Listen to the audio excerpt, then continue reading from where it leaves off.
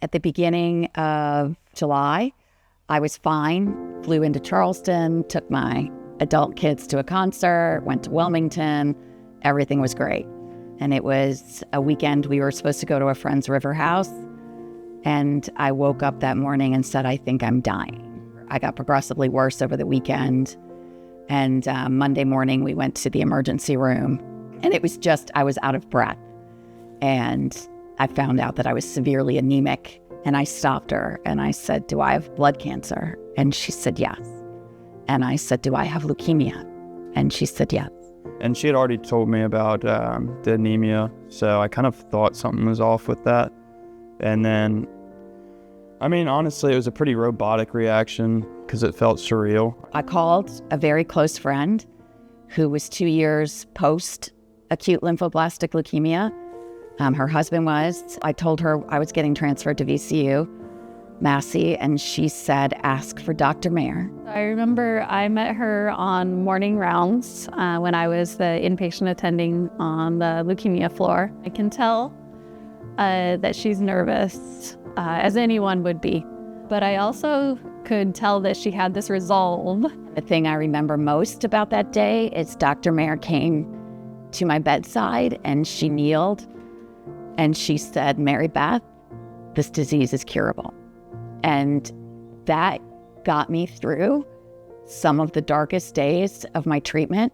She has this rare type of ALL, acute lymphoblastic leukemia, that's called Ph-positive ALL. Once I figured out her subtype, we talked about clinical trials because really that's how we create the new standards of care. That's how we move the needle forward. But for her, it didn't work. For her, we actually ended up switching plans and going with the conventional chemotherapy, and that's what got her into a deep enough remission to have transplant.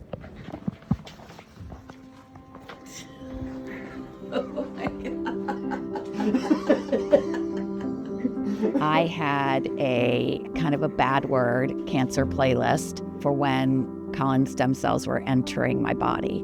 And the first song that came on was Someone Saved My Life Tonight. It was this surreal moment that my son is saving my life. It's not something where you even ponder for a second. If it happened to any of y'all with your family, you wouldn't think about it. Becoming part of the donor pool is super easy. Basically, it's a cheek swab and a little bit of paperwork. I joined the network when I was 19. Haven't been called yet, but I would go. Because like Colin said, you know, it truly is life-saving. It hits different now. When I was diagnosed, my first thoughts were, I'm going to miss their weddings. I'm never going to meet my grandchildren.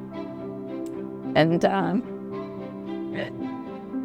I get to do that now because Colin and Dr. Maher and my husband, the three people are here today that saved my life. When all of this came stampeding into our lives, we didn't know what the future would look like. And to be honest, I mean, Mother's Day is just as special as it always was to me. Mothers, you know, we bring our children into the world. We have them with us for 9 months, and then we set them free.